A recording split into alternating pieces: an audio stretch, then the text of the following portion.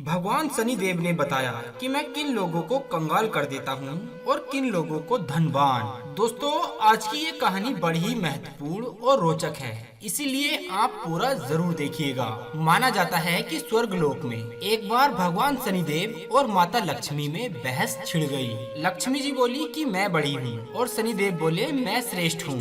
दोनों के बीच जब इस बात का कोई निर्णय नहीं हो पाया कि दोनों में श्रेष्ठ कौन है, तो उन्होंने धरती लोक पर किसी एक ईमानदार राजा से अपना फैसला कराने के लिए कहा। उन दिनों धरती पर प्रयागराज में श्री वत्स नाम के एक राजा रहते थे। वे अपने न्याय के लिए दूर दूर तक विख्यात थे। शनिदेव और माता लक्ष्मी राजा श्री वत्स के पास गए और उन्हें अपने झगड़े की वजह बताई कि दोनों में ये सिद्ध नहीं हो पा रहा है कि हम दोनों में से कौन श्रेष्ठ है। कृपया आप ही हमारा निर्णय कर दें। शनिदेव और माता लक्ष्मी की यह बात सुनकर राजा श्रीवत्स बहुत बड़े धर्म संकट में फंस गए कि दोनों में से किसको बड़ा कहा जाए। यदि शनिदेव को बड़ा बता दिया तो माता लक्ष्मी रुष्ट हो जाएंगी, और यदि माता लक्ष्मी को बड़ा बता दिया तो शनिदेव रुष्ट हो जाएंगे, और यदि लक्ष्मी रूठ गई तो हमारे राज्य से सारा धन और संपत्ति चली जाएगी, और यदि हमने शनिदेव को रुष्ट कर दिया तो शनिदेव अपने प्रकोप से हमारे राज्य को नष्ट कर डालेंगे।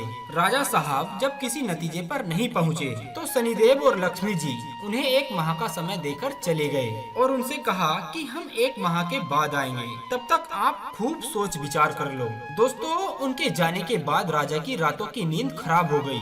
वे हर समय इसी बात को सोचकर चिंतित रहते थे कि एक माह के बाद जब उनके पास शनिदेव और माता लक्ष्मी जी आएंगे तो वो किसे श्रेष्ठ बताएंगे। उनके सामने परिस्थिति बहुत ही विकट थी। वे जानते थे कि एक को बड़ा बताएंगे तो दूसरा नाराज हो जाएगा और उन पर, उनके राज्य पर बहुत बड़ा संकट आ सकता है। राजा की चित्रांगना नाम की एक पतिव्रता रानी थी। पति को अत्यंत चिंता में देखकर रानी ने उनसे पूछा, महाराज आप किस बात को लेकर परेशान हो? कृपया अपना दुख हमसे प्रकट कीजिए। राजा ने अपनी पत्नी को सारा हाल कह सुनाया। रानी ने राजा को एक सुझाव दिया कि हे राजन, देखो तुम अपने मुख से किसी को बड़ा या छोटा मत बताना। अपनी अपनी जगह दोनों ही श्रेष्ठ हैं। उनके बड़े और छोटे होने का फैसला आप उन्हीं पर छोड़ दो। आप एक काम करो, एक सोने का और चांदी का सिंहासन बनवाओ। दोनों का सिंहासन अपने सिंहासन के दाईं ओर और बाईं ओर लगवा दो। सोने का सिंहासन आप अपने सिंहासन की दाईं ओर लगवाना और चांदी का सिंहासन बाईं ओर। एक माह के बाद जब शनिदेव और माता लक्ष्मी जी वहाँ आएंगे तो लक्ष्मी जी आपकी दाईं ओर का सिंहासन ग्रहण करेंगी, क्योंकि वे माता स्वरूप हैं, और शनिदेव आपके बाईं ओर वाले आसन पर बैठ जाएंगे। जब वे पूछें तो आप उनके किसी भी प्रश्न का उत्तर मत देना। जब वे बहुत पूछें तो उनसे कह देना कि आप लोगों ने अपनी श्रेष्ठता का फैसला अपने आप ही कर लिया है। मैं इसका क्या जवाब दूं? रानी चित्रांगना की बात राजा को सही जची। दोस्तों, एक माह बीत जाने के बाद जब लक्ष्मी जी और शनिदेव राजा के पास आए तो वही हुआ जैसा रानी ने बताया था। माता लक्ष्मी तो सोने के सिंहासन पर विराजमान हो गयी और शनिदेव चांदी के सिंहासन पर। जब उन्होंने अपने श्रेष्ठ होने का राजा से निर्णय मांगा तो राजा ने कहा कि तुम दोनों ने स्वयं ही अपने छोटे और बड़े होने का फैसला कर लिया है, इसमें मैं आपसे क्या कह सकता हूँ। दोस्तों, ये सुनकर भगवान शनिदेव उनसे क्रोधित होकर वहाँ से चले गए और माता लक्ष्मी ने राजा से कहा कि हे पुत्र, शनिदेव तुमसे रुष्ट हो गए हैं और उनके प्रकोप के कारण तुम पर बहुत बड़ा संकट आ सकता है, परंतु तुम चिंता न करना, मैं हमेशा तुम्हारे साथ हूँ। शनिदेव ने राजा पर ऐसा प्रकोप बरसाया कि उनके राज्य में थोड़े ही दिनों के बाद भयंकर अकाल पड़ गया। लोग भूखे प्यासे मरने लगे। नर नारी जीव जंतु सभी प्राणी उनके राज्य को छोड़कर वहाँ से जाने लगे। राजा से अपने राज्य की ऐसी दशा देखी ना जा रही थी। एक बरस बीत जाने के बाद उन्होंने अपना राज्य छोड़ने का निर्णय लिया। अब वे अपनी पत्नी चित्रांगना को लेकर अपने घर से निकल पड़े। एक पोटली में उन्होंने हीरे जवाहरात, सोना चांदी के आभूषण बांध लिए। सोचा जहाँ रहेंगे वहाँ इन्हें बेचकर अपना गुजारा कर लेंगे। राजा रानी अपने घर से निकले ही थे कि उसी समय भयंकर आंधी तूफान आ गया। चारों तरफ अंधकार छा गया।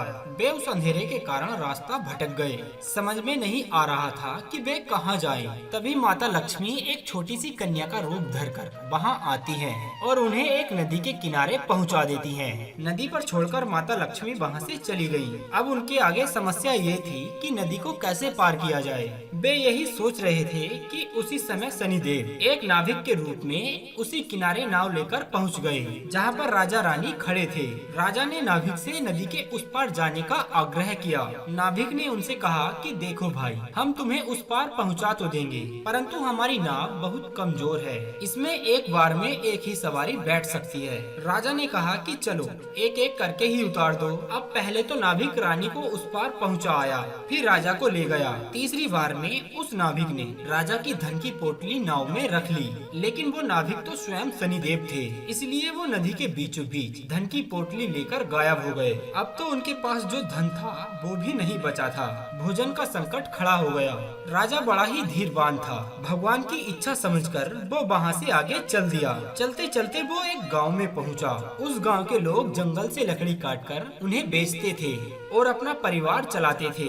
राजा भी अपनी रानी के साथ उसी गांव में रहने लगा और लकड़ी बेचकर अपना गुजारा करने लगा। माता लक्ष्मी की कृपा से उसे जंगल में एक चंदन का बाग मिल गया। राजा ने चंदन की लकड़ियों को बेच बेचकर काफी पैसा कमा लिया। अब तो उसका जीवन बड़े ही सुख पूर्वक बीतने लगा। राजा और रानी को सुख चैन में देखकर शनिदेव ने एक और नई चाल चल दी। एक सौदागर था जो उस गांव से चंदन की लकड़ियां दूसरे राज्यों में ले जाता था। आज उसका जहाज उस नदी के किनारे पर ही फंस गया था। उसने जहाज को चलाने का बहुत प्रयास किया, पर जहाज चल न सका। सौदागर के समझ में नहीं आ रहा था कि वो क्या करे। तभी शनिदेव एक ब्राह्मण का रूप बनाकर उस सौदागर के पास आए और बोले कि सौदागर, तेरा जहाज चल तो जाएगा यदि कोई पतिव्रता स्त्री तेरे जहाज को हाथ लगा दे तो। सौदागर ने वैसा ही किया। उस पूरे गांव की स्त्रियों को वहां बुला लिया। सभी स्त्रियों ने जहाज को छुआ, पर जहाज फिर भी चल न सका। वहां मौजूद स्त्रियों में से किसी एक स्त्री ने बताया कि अभी गांव में एक स्त्री शेष बची है जो कि यहाँ नहीं आई है। सौदागर स्वयं चलकर उसके पास गया और वो स्त्री कोई और नहीं, रानी चित्रांगना थी। सौदागर ने जब रानी के पास निमंत्रण भेजा तो रानी ने वहां जाने से इनकार कर दिया और कहा कि इस समय मेरे पति घर पर नहीं हैं, जंगल में काम करने गए हैं, मैं तुम्हारे जहाज के पास नहीं जा सकती। सौदागर के आदमी ने वापस जाकर उस सौदागर को सारी बात बता दी। सौदागर समझ गया कि यही औरत पतिव्रता है और यही उसके जहाज को निकाल सकती है। वो शाम को उसके घर फिर गया। उस समय श्री वत्स भी वहीं मौजूद थे और इसीलिए उसने निमंत्रण स्वीकार कर लिया। जब राजा और रानी से कहा कि वो मेरा जहाज छू दे जिससे कि वो निकल सके, तो रानी ने अपने पति के कहने पर जहाज को छू दिया और जहाज हिलने लगा। यह देखकर सौदागर के मन में पाप जाग उठा कि क्यों न मैं इसको अपने साथ ले चलूं। ये स्त्री बहुत सुंदर भी है और यदि कहीं जहाज फिर से फंस गया तो इसे छूकर फिर से निकलवा लूंगा। ये सोचकर उसने चित्रांगना को अपने जहाज में खींच लिया और जहाज को लेकर आगे चल दिया। श्री वत्स चिल्लाता रह गया परंतु कुछ ना कर सका। रानी अत्यंत रूपवती थी। उसको देखकर सौदागर के मन में पाप जाग उठा। वो उसको अपनी पत्नी बनाने की इच्छा करने लगा। रानी ने सौदागर की छेड़छाड़ से तंग आकर भगवान सूर्य देव से प्रार्थना की कि उसको अपने चरित्र की रक्षा करने के लिए कोढ़ दे दे। उसकी प्रार्थना सूर्य देव सुन लेते हैं। उसी समय रानी के शरीर से कोढ़ फूट गया। वो एकदम से क्रूर रूप वाली हो गई। उसके क्रूर शरीर को देखकर सौदागर उसके पास नहीं जाता था और वो उस रानी को हमेशा अपने साथ रखता था। इधर राजा रोते बिलखते नदी किनारे से चल दिए। वो उसी उम्मीद में थे कि यदि जहाज उस तरफ से गुजरा तो वो अपनी पत्नी को छुड़ा लेंगे। आखिर उसको जहाज का कहीं पता ना चला तो वो नदी किनारे आश्रम के साधुओं के साथ रहने लगे। अब तो राजा वहाँ पर साधुओं की सेवा करता था, उनकी गायों को चराता था और गायों के गोबर से उपले बनाता था। वो उपले लक्ष्मी जी की कृपा से सोने के बन जाते थे। इस प्रकार उसके पास कुछ ही दिनों में सोने की बहुत सारी ईंटें हो गयी। एक दिन वही सौदागर जो राजा की पत्नी को ले गया था, उसका जहाज उसी नदी पर आया। राजा ने सौदागर को पहचान लिया। उसने सौदागर को ईंटें दिखाकर कहा कि यदि सौदागर उसको साथ ले चले तो वह ये सोने की ईंटें उस सौदागर को दे देगा। सौदागर ने राजा को पहचान तो लिया था परंतु सोने की ईंटों के लालच में उसे अपने पास बैठा लिया। ईंटों को भी जहाज में भरवा लिया। जब जहाज चल पड़ा तो सौदागर ने राजा को नदी में फेंकवा दिया। राजा की चीख पुकार राजा की रानी ने सुन ली और उसने तुरंत एक तकिया उस नदी के जल में फेंक दिया। उस तकिए के सहारे से राजा एक पुल पर पहुंच गया, जहां आते जाते जहाजों से चुंगी ली जाती थी। राजा को वहां के लोगों ने निकाल लिया। उन लोगों ने राजा से पूछा कि वो कौन है और कहां से आया है। तो राजा ने कहा कि मैं एक अत्यंत दुखी आदमी हूँ। उसका सब कुछ लुट गया है, उसके पास अब कुछ नहीं बचा है। वहाँ के लोग उसको पकड़कर राजा के पास ले गए। राजा ने राजा से नौकरी मांगी। राजा ने श्री वत्स को अपने यहाँ बगीचे में माली का काम दे दिया। दोस्तों, राजा की एक पुत्री थी। उसके लिए प्रतिदिन फूलों का एक गजरा, एक मालन लाती थी। एक दिन राजकुमारी ने उस मालन से पूछा कि आजकल ये गजरे कौन बनाता है? बहुत सुंदर गजरे बनाता है। मालन ने राजकुमारी को बताया कि एक नौकर ये गजरे बनाता है और वो नया आया है। राजकुमारी ने उस नौकर को देखने की इच्छा जताई। जब उसने राजा को देखा तो वो उस पर मोहित हो गई और उस नौकर से ही विवाह करने की जिद ठान ली। राजा ने बहुत मना किया, परंतु जब राजकुमारी नहीं मानी तो उन्होंने लाचार होकर दोनों का विवाह कर दिया और जंगल में एक मकान दे दिया। धीरे धीरे काफी समय बीतता चला गया तो राजा श्री वत्स ने अपनी पत्नी से कहा, ऐसे बेकार बैठे रहकर मेरा मन नहीं लगता है। तुम अपने पिता से कहो कि वो मेरे को जहाजों की चुंगी का ठेका दे दे। राजकुमारी ने अपने पिता से यह प्रस्ताव रखा तो राजा ने कहा कि चलो ठीक है। तब श्री वत्स अपने आने जाने वाले जहाजों से चुंगी लेता था। इसी प्रकार जब 7 वर्ष बीत गए, शनिदेव का प्रभाव खत्म होने को आया। एक दिन सौदागर का जहाज वहाँ से निकला तो श्री वत्स ने उस जहाज को रोककर कहा कि तुम आगे नहीं जा सकते। सौदागर को ये देखकर बड़ा क्रोध आया। वो तुरंत शिकायत लेकर राजा के पास पहुँचा। राजा ने जब श्री वत्स से पूछा कि वो सौदागर के जहाज को क्यों नहीं जाने दे रहा है तो श्री वत्स ने बताया कि हे महाराज, इस सौदागर के पास मेरी सोने की ईंटें हैं। ये मेरी सोने की ईंटें नहीं दे रहा है।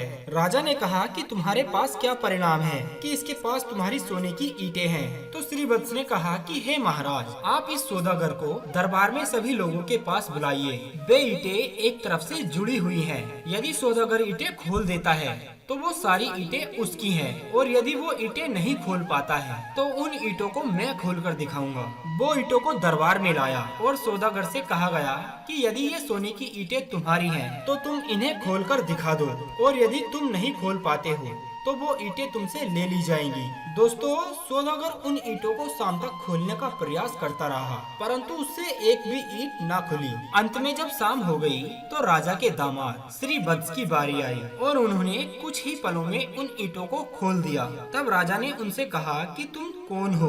तो श्री वत्स ने पूरी कहानी बताई कि हे महाराज, मैं और मेरी पत्नी चित्रांगना को मुझसे इस सौदागर ने छीन लिया है। कृपया मुझे मेरी रानी इससे दिलवा दीजिए। दोस्तों, राजा ने सौदागर से कहकर तुरंत चित्रांगना को पालकी में बुलवाया और सौदागर को पकड़कर कड़ी से कड़ी सजा दी। चित्रांगना ने पुनः सूर्य देव से प्रार्थना की कि हे भगवान, तुम अब मेरे रूप को फिर से पहले वाला लौटा दो। दोस्तों, भगवान सूर्य देव की कृपा से रानी चित्रांगना अपने पहले वाले रूप में आ गई। राजा ने आदर पूर्वक श्री वत्स को खूब सारा धन देकर वहाँ से विदा कर दिया। साथ में अपनी बेटी को और चित्रांगना को भी उसने अपनी बेटी मान लिया था और खूब सारा धन दौलत देकर वहाँ से राजा ने विदा कर दिया। राजा पुनः अपने राज्य में लौट आया और फिर से राज सिंहासन पर विराजमान हो गया। एक दिन भगवान शनिदेव ने प्रकट होकर राजा श्री वत्स से कहा कि हे राजन, हम दोनों की स्पर्धा तो एक बहाना था। हम आपके सत्य की परीक्षा ले रहे थे। अब मैं तुमको बता रहा हूँ कि कौन से लोग नाश को प्राप्त नहीं होते हैं। नंबर 1, विपत्ति में भी जो अपने धर्म को और सत्य को ना त्यागे, उसका कभी नाश नहीं होता है, अपितु देवता लोग भी उसकी सहायता करते हैं। नंबर 2, गरीबी आने पर भी जो लोग अन्याय का मार्ग ना चुने, पाप का धन ना खाए, वो देवताओं की सदा कृपा पात्र रहता है। मैं उसका कभी बुरा नहीं करता हूँ, अपितु उस पर लक्ष्मी की कृपा सदैव बनी रहती है। नंबर 3, धन संपदा पाकर भी जो अभिमान ना करे, वृद्ध और गुरुजनों का, साथ ही दीनहीनों का अपमान ना करे, मैं कभी उसका बुरा नहीं करता हूँ, अपितु उसकी सहायता ही करता हूँ। मेरी कृपा से लोग पल मात्र में ही धनवान बन जाते हैं और क्षण मात्र में ही कंगाल हो जाते हैं। शनिदेव ने कहा कि राजा, जाओ, मेरे वरदान से तुम्हारा राज्य फिर से फूले फलेगा, धन दौलत संपत्ति से संपन्न हो जाएगा, तुम्हारी प्रजा खुशहाल हो जाएगी और कभी तुम पर और तुम्हारी प्रजा पर दुख दरिद्रता नहीं आएगी। राजा को ये वरदान देकर शनिदेव वहाँ से चले गए। उम्मीद करते हैं दोस्तों ये कहानी आपको काफी पसंद आई होगी। अगर ऐसा है तो आप वीडियो को लाइक कर दें और चैनल को सब्सक्राइब करके अपना प्यार हमें जरूर दें।